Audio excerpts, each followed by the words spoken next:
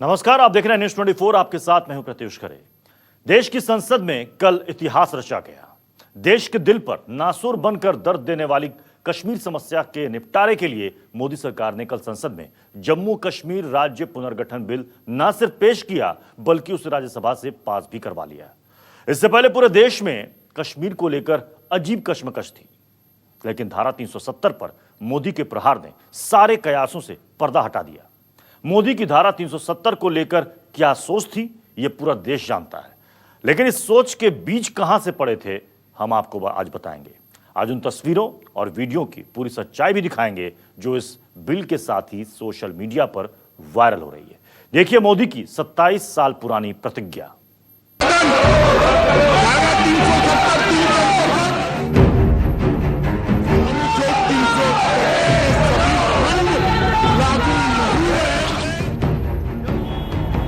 कश्मीर को पूरे देश से अलग राज्य के दर्जे वाली खास धारा 370 को निष्क्रिय कर पीएम मोदी ने साबित कर दिया कि वो जो कहते हैं वो करते हैं।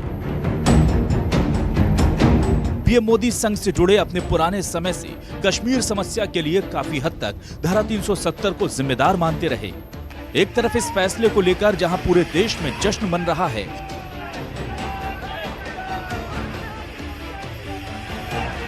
तो वहीं दूसरी तरफ इस फैसले पर प्रतिक्रियाओं का दौर भी शुरू हो चुका है। फिल्मी कलाकार और बीजेपी सांसद परेश रावल, राम माधव और कई लोगों ने कई तरह के ट्वीट किए। परेश रावल के ट्वीट पर जारी की गई इस तस्वीर को देखिए। इस तस्वीर को गौर से देखिए। इस तस्वीर में नरेंद्र मोदी नजर आ रहे हैं। उनके काले बाल और चेहरे को देखकर अंदाजा लगाया जा सकता है कि यह तस्वीर काफी पुरानी है। साफ नजर आ रहा है कि वो किसी सभा या आंदोलन के मंच पर बैठे हैं। पीछे बैनर पर लिखा है धारा 370 हटाओ। इसके बाद के कुछ शब्द नजर नहीं आते, लेकिन उसके आगे के शब्द देखकर समझा जा सकता है कि यहाँ लिखा है धारा 370 हटाओ, कश्मीर बचाओ, देश बचाओ। इस पोस्टर में जो लोगो बना है उस पर लिखा है चलो कश्मीर। कुछ हिस्सा मोदी के सिर के पीछे होने के कारण साफ नजर नहीं आ रहा। यही तस्वीर साबित करती है कि मोदी पीएम बनने के 6 साल बाद आज इस फैसले को लेने के बाद कितने संतुष्ट हुए होंगे। मोदी की इस तस्वीर की कहानी भी आपको बताएंगे और यह कितनी पुरानी है ये भी आपको दिखाएंगे। लेकिन उससे पहले इसी मसले से जुड़ा मोदी का ये एक वीडियो भी आपको दिखाते हैं।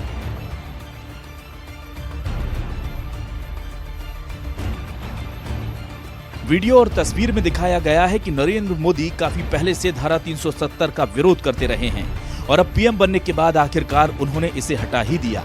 आइए अब आपको बताते हैं कि यह तस्वीर और वीडियो कब का है और इसके पीछे की कहानी क्या है। यह साल था 1992।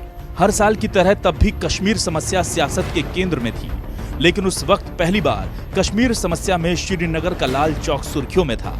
कश्मीर में अलगाववादी, आतंकियों और मुख्यधारा की सियासत करने वाले राजनीतिक दलों, राष्ट्रवादियों और सुरक्षा बलों के लिए पहली बार लाल चौक पर तिरंगा फहराना प्रतिष्ठा का सवाल बन चुका था।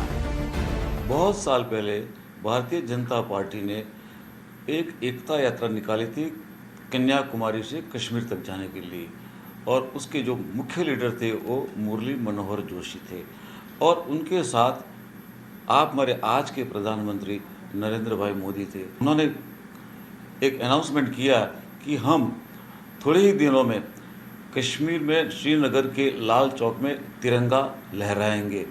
तो पूरी सियासत, दिल्ली की सियासत और जम्मू और कश्मीर के राज्य की सियासत में बहुत बड़ी खलबली मच गई। शुरू से ही संघ की विचार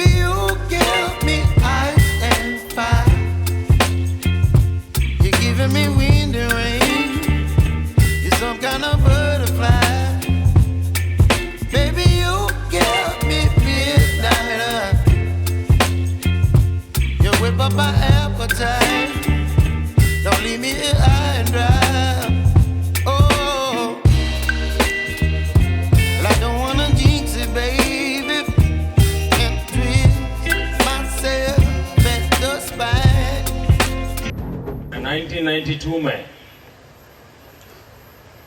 श्रीनगर गया था लाल चौक में तिरंगा झंडा फहराने के लिए, और आतंकवाद बड़े पुरजोर में था।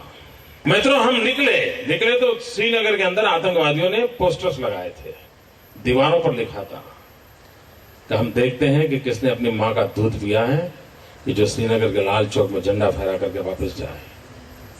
जब मैं अपनी यात्रा कन्याकुमारी से लेकर के चलते चलते हैदराबाद पहुंचा तो मुझे वहां से वो पोस्टर वगैरह के फोटो ये सब मेरे पास आया, और मैंने हैदराबाद से अपनी स्पीच बदल दी।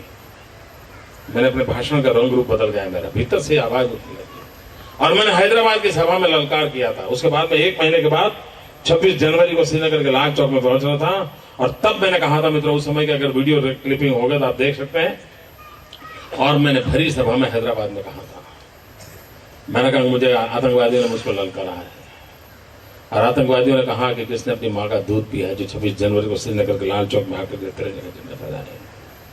और तब जाकर के मैंने कहा था कि मैं 26 जनवरी को सुबह ठीक 11 बजे श्रीनगर के लाल चौक पहुंचूंगा। मैं बुलेट प्रूफ जैकेट पहन करके नहीं आऊंगा, मैं बुलेट प्रूफ गाड़ी में नहीं आऊंगा, हाथ में सिर्फ तिरंगा झंडा लेकर के आऊंगा, और फैसला 26 जनवरी को श्रीनगर के लाल चौक में होगा किसने अपनी मां का दूध पिया। हालात को भांपते हुए तत्कालीन प्रशासन ने मुरली मनोहर जोशी, नरेंद्र मोदी समेत भाजपा के कुछ वरिष्ठ नेताओं को हवाई जहाज के जरिए श्रीनगर पहुंचाया था। लाल चौक पूरी तरह से युद्ध क्षेत्र बन चुका था। चारों तरफ सिर्फ सुरक्षा कर्मी ही थे। कड़ी सुरक्षा व्यवस्था के बीच 15 मिनट में ही मुरली मनोहर जोशी और उनकी टीम के सदस्य के रूप में शामिल नरेंद्र मोदी और दूसरों ने तिरंगा फहराया। इस दौरान आतंकियों ने रॉकेट भी दागे जो निशाने पर नहीं लगे। इसके बाद सभी नेता सुरक्षित वापस लौट गए थे। 26 जनवरी 1992 में लाल चौक में हम एक तिरंगा लहराएंगे, ये अनाउंसमेंट नरेंद्र भाई मोदी ने कर दिया था। ये पूरी टीम मुरली मनोहर जोशी के साथ नरेंद्र भाई मोदी ये एकता यात्रा लेकर वो कश्मीर पहुंच गए, श्रीनगर पहुंच गए, और श्रीनगर के लाल चौक में उन्होंने उसी वक्त भारत का तिरंगा लहराया था। और उसके कुछ विजुअल्स उस जमाने के टेलीविज़न न्यूज़ चैनलों में, जो कि बहुत इतनी ज़्यादा चैनल्स नहीं थे, फिर भी लोग इनको देख के, उनकी तस्वीर देख के मतलब कि अचंभे में आ गए कि एक काली दाढ़ी वाला एक यंग भारतीय जनता पार्टी का एक युवा नेता कौन है। उसी वक्त नरेंद्र भाई मोदी ने कहा था कि एक दिन ऐसा आएगा कि कश्मीर की तो 370 आर्टिकल है उसको हम ख़त्म कर देंगे। तब ये एकता यात्रा श्रीनगर के लाल चौक पर तिरंगा फहराकर खत्म हुई थी। लेकिन नरेंद्र मोदी के मन में उसी दिन धारा 370 हटाने की आग और तेजी से धधक उठी थी। मोदी के दिल में ये आग जलती रही और सालों बाद भी वो घटना को याद करते थे। न सिर्फ याद करते थे बल्कि उनके बयानों में 1992 का दर्द और धारा 370 की टीस साफ नजर आती थी। और इस यात्रा की सफलता ने आतंकवादियों को परेशान करके रखा है। लाल चौक में पोस्टर्स लगाए, दीवारों पे लिखा है, जिसने अपनी मां का दूध पिया हो वो श्रीनगर के लाल चौक में आए, आकर के भारत का तिरंगा झंडा फहराए, और अगर वो जिंदा वापस जाएगा तो आतंकवादी उसे इनाम देंगे। आतंकवादी काम खोल करके सुन ले, 26 जनवरी को परसों, अब चंद घंटे बाकी हैं, लाल चौक में फैसला हो जाएगा किसने अपनी मां का दूध पिया।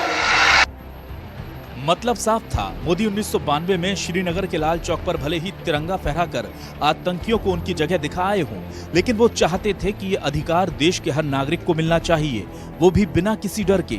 लेकिन मोदी के सपने के बीच की सबसे बड़ी बाधा थी धारा 370, क्योंकि संविधान की इस धारा का फायदा उठाकर आतंकी वहां दहशत का खूनी खेल खेल रहे थे। पूरी दुनिया जानती थी कि मोदी इसे लेकर क्या सोचते हैं। इसीलिए मोदी जैसे जैसे सियासत में मजबूत होते जा रहे थे, उनके विरोधियों के तंज भी धारा 370 को लेकर नुकीले होते जा रहे थे।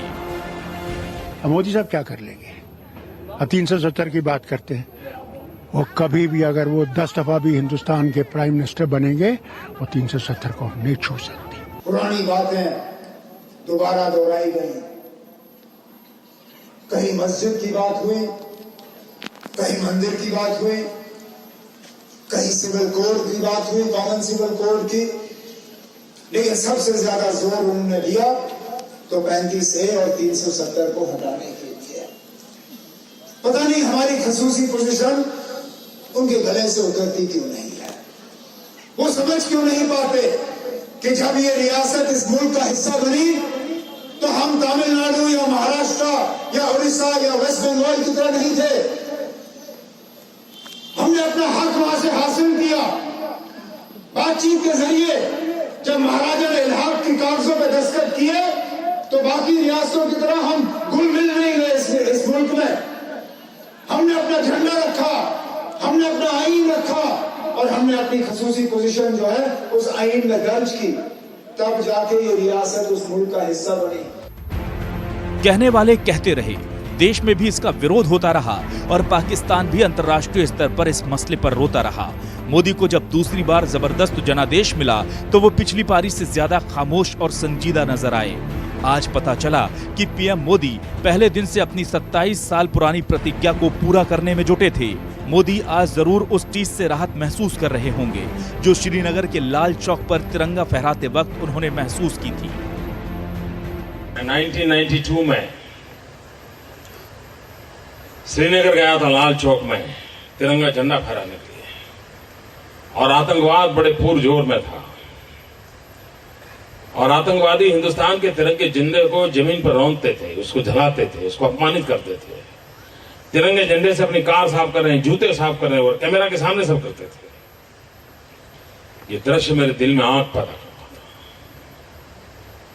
तो हमने एक यात्रा निकाली थी कन्याकुमारी से, तिरंगा झंडा लेकर के चल पड़े थे हम और तय किया था कि हम श्रीनगर के लाल चौक में जाकर के तिरंगे का झंडा फहराएंगे।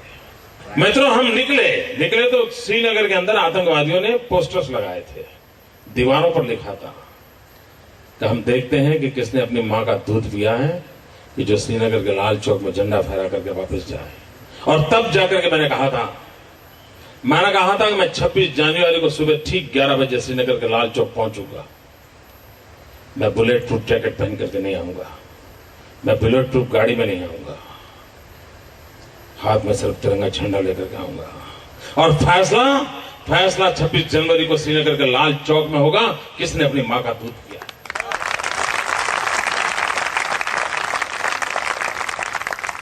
और मित्रों, मैं समय पे गया, तिरंगा झंडा फहराया और आज आपके सामने खड़ा।